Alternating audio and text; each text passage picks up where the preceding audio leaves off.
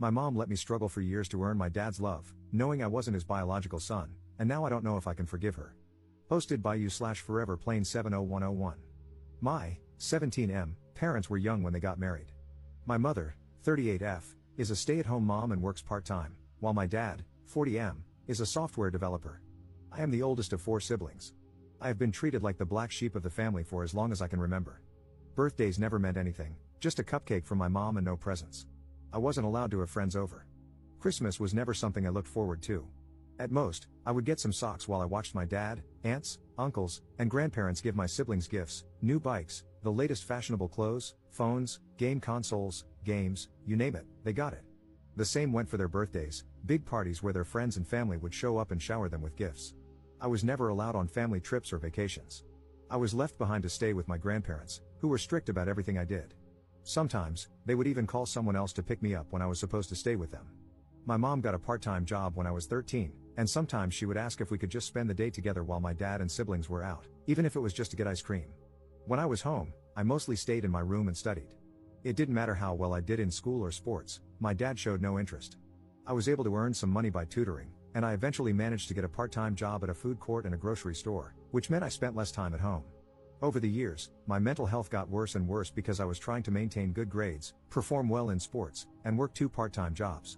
My mom helped me find a therapist, who has been a great help.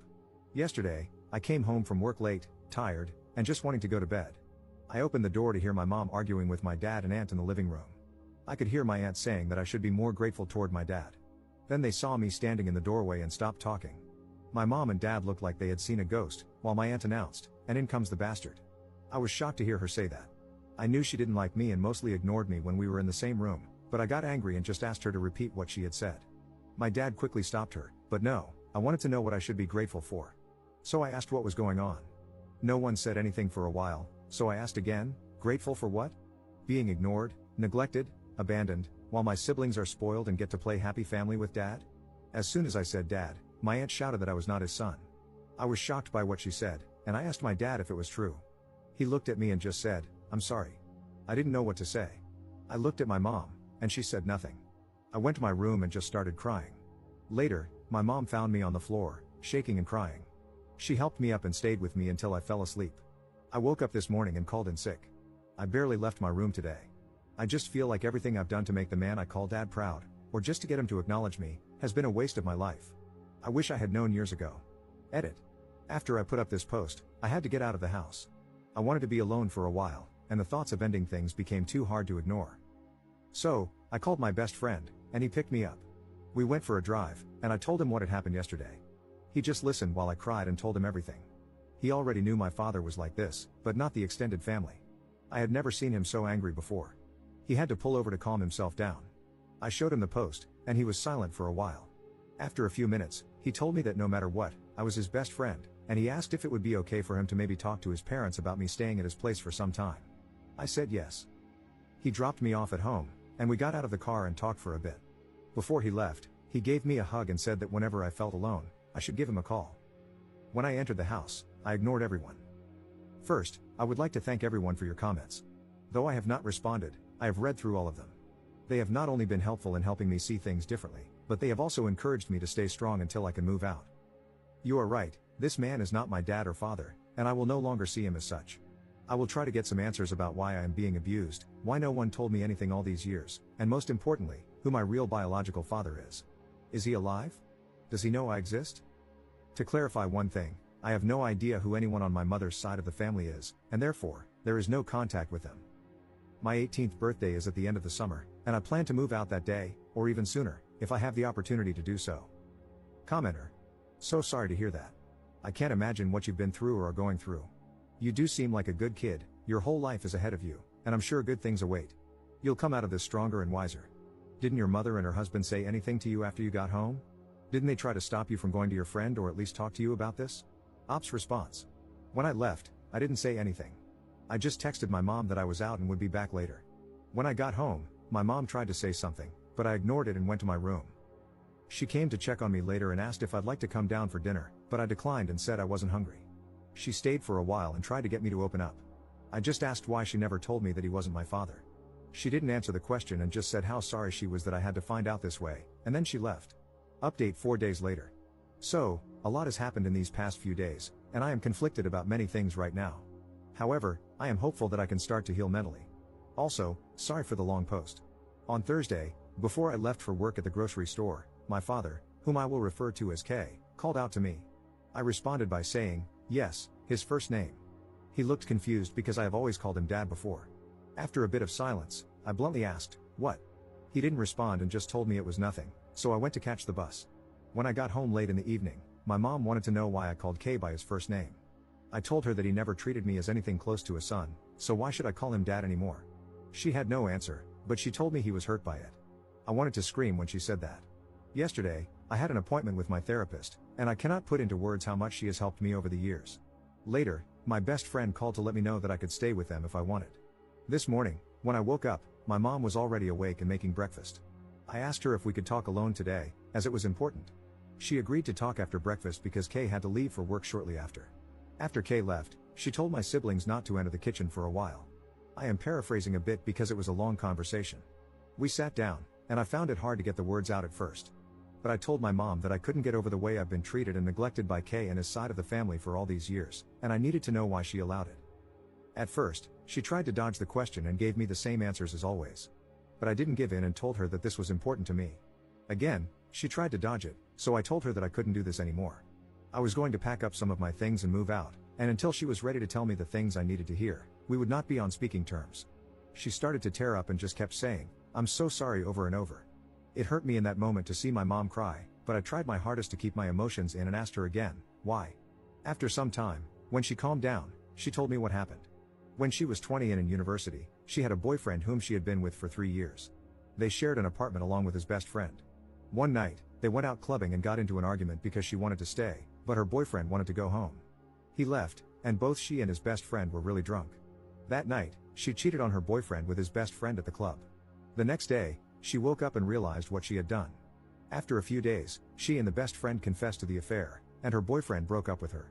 Her ex contacted her parents and told them what she had done. Her parents were furious and told her she was not welcome back home, cutting off all financial support. She had to move out, lost a lot of friends, and had nowhere to stay. She ended up living in her car for a while. When she found out she was pregnant, she didn't know what to do. She went back to the apartment to find that her ex and his best friend no longer lived there. She tried calling and texting them, but they didn't pick up or respond to her messages. She eventually got a job at a cafe, where she met Kay. He was a regular customer, and they got to know each other. Kay asked her out, and even though she told him she was pregnant, he didn't care at the time. However, Kay's parents were not happy that their son was dating a pregnant woman and a cheater and threatened to cut him out of their lives. Kay got scared and was going to break up with her, but she begged him not to and promised to be the perfect wife and have his kids. They made plans to get married soon after I was born. Kay never showed any interest in me when I was born, but my mom lived with the hope that one day he would. After hearing all of this, I didn't know what to say for a while. After thinking for a moment, I asked if she had ever tried to contact my possible biological father. She said no, but based on the timeline, her affair partner was most likely my biological father, though she couldn't be 100% sure. I asked if she had ever tried to reconnect with her family. She said she tried when she was about to get married, but her parents, siblings, aunts, and uncles didn't want to see her, so she gave up. I asked her why Kay was hurt by me calling him by his first name. She told me he had been seeing a therapist for the last 2 years because he had been suffering from depression and guilt. This surprised me. She said it started when I was 15. I had come home after a handball game, where we won, and I was awarded man of the match. I was so happy and excited to tell them about it. My mom was, of course, happy for me, but Kay just told me to put the award with the others in my room.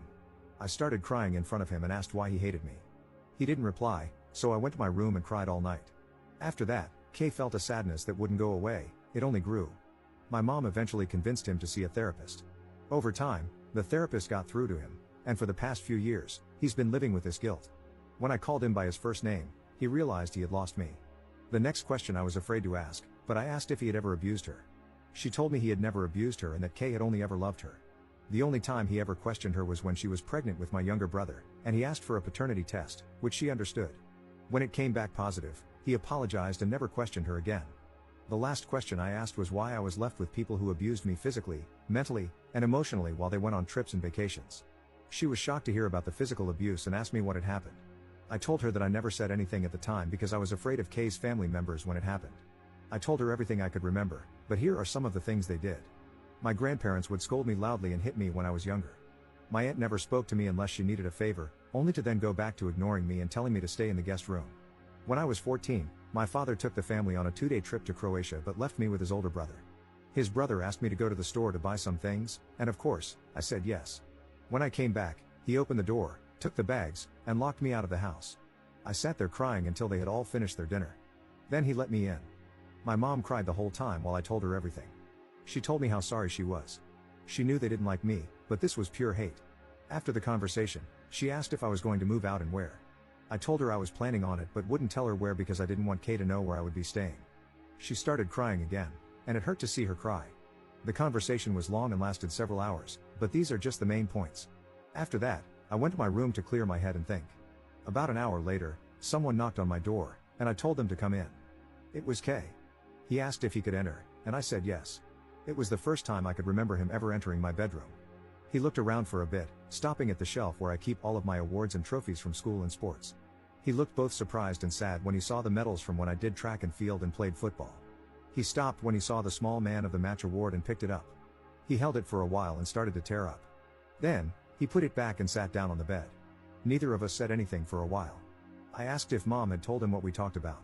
He was still tearing up and slightly nodded his head. I asked him if he was aware of how I see him. He nodded again and whispered, yes. I asked, so you know the extent of what your parents and siblings put me through? He looked me in the eyes and asked if it was true. I said yes, and he just started crying. After a while, he stood up and hugged me. This was both the first time he had ever hugged me and the first time I'd ever seen him cry in front of me. I just hugged him back and started to cry too. He didn't want to let go and said how sorry he was, for the pain he caused me, for the years of neglect, for treating me like an outsider. He begged me not to move out. When he finally let go, he asked for a chance.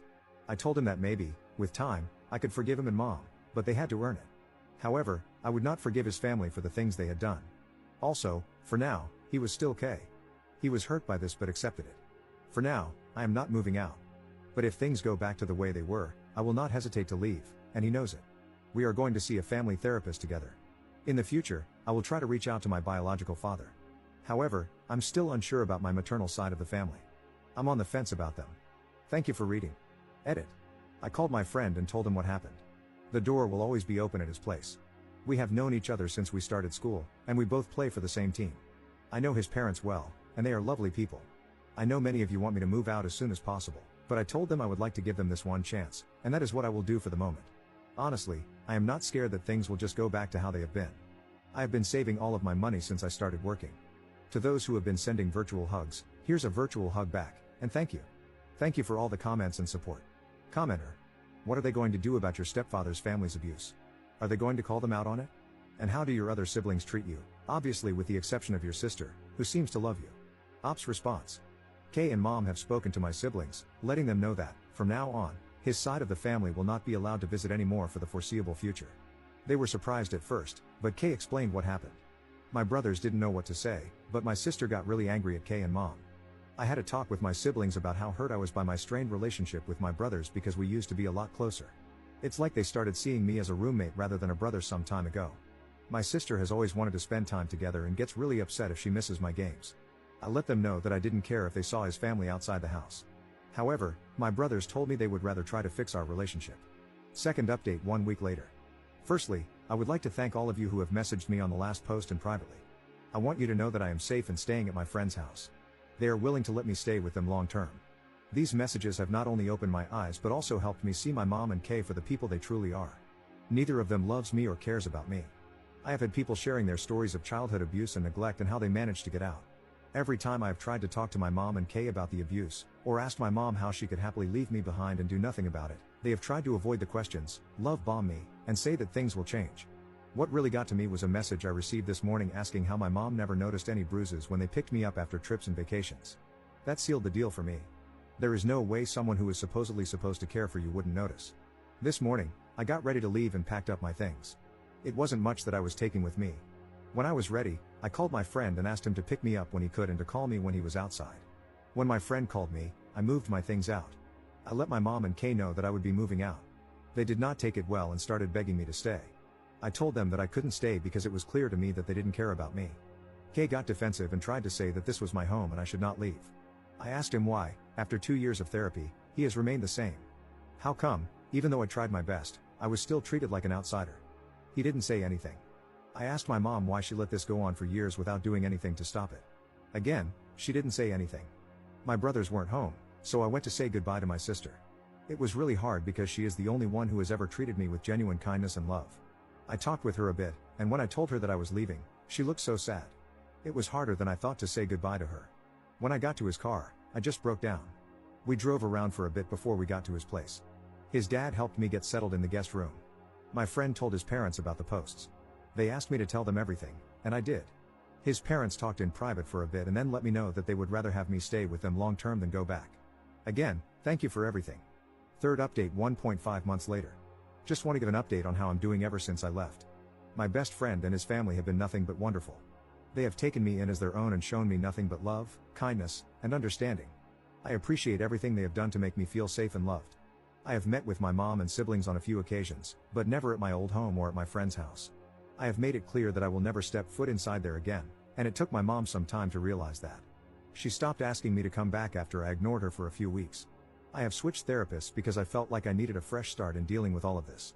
And yes, therapists are mandatory reporters in my country. I learned that after my first appointment, when the therapist contacted the police and reported my old one. K and some of his extended family have tried to reach out via texts. Some have offered their apologies, while others just sent insults. It's not hard to figure out why. Those have been blocked. To those who apologized, K's parents, brother, and his family, I replied with a simple, I accept your apology, but I do not forgive you. That may never happen, and it will be on my terms. For the foreseeable future, do not contact me again. What happens next, I do not know. I am just going to focus on school, my mental health, and getting a driver's license. Thank you for everything. I truly appreciate every one of you, and big hugs to you all. Commenter. Bro, let's be honest, you need to keep your distance from your mom. I mean, she knew what they did to you and never tried to stop it. She's a selfish woman who chose her life over her son. Ops response. The only reason I am in contact with my mom is that I can't meet my siblings without her. When I turn 18, I will become financially independent, and I can block her from interfering with my accounts. She has never done that in the past, but I don't want to take any chances. Commenter. I'm surprised that K's brother and his parents apologized. Ops response. I made a police report the day after I moved, and my new therapist also reported them. So, I think it's just an attempt to save face.